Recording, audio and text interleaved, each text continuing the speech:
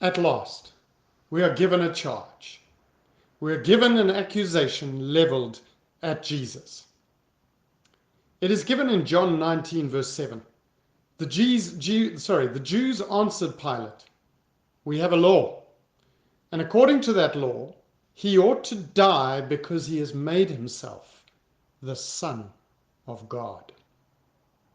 Until now, Pilate, desperate to identify the problem, has been presuming that it was because Jesus had made himself King of the Jews. That would have been something that would cause political disturbance.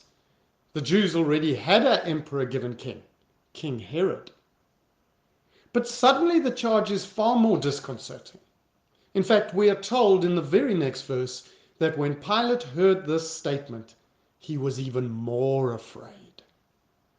I was reading in Don Carson's commentary on the Gospel of John that as cynical as many senior Roman officials were, many of them were deeply superstitious.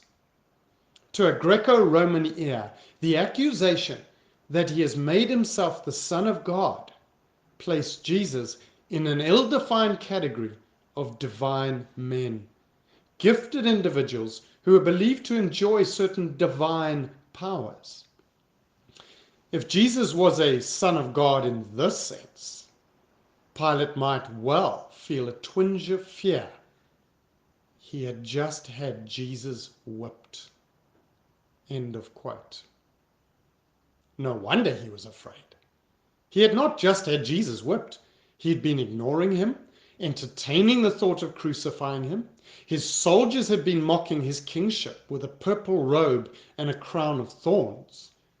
They had struck him with their hands. The text carries on.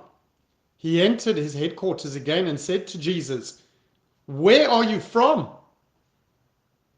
But Jesus gave him no answer. What a chilling sentence. But Jesus gave him no answer.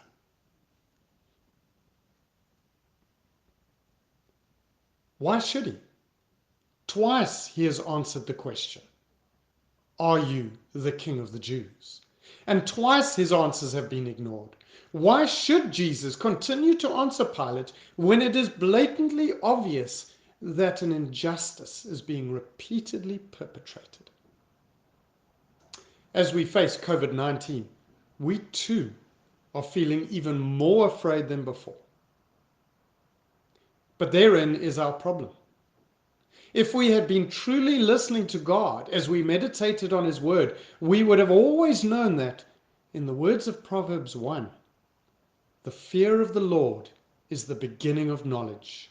Fools despise wisdom and instruction. Although Jesus does speak again, Pilate is forced to ask in the moment, "You will not speak to me?" Have you ever felt like God will not speak to you?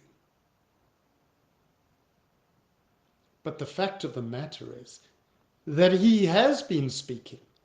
He has always been speaking. And now in this hour of fear, are we finally going to actually listen before it is too late? Pilate ultimately did not listen. He did give the order to crucify Jesus. But in Jesus' words in verse 11, "You would have no authority over me at all unless it had been given you from above." Do you hear that? COVID-19 has no authority over us unless it has been given from above. But that has always been true of whatever we have feared. Nobody and nothing but God has the authority to decide when you die. In the words of Paul in Philippians 1, while in prison and facing his own execution, his own fear, "For to me to live is Christ, and to die is gain." May those be our words where the COVID-19 has been given that authority or not.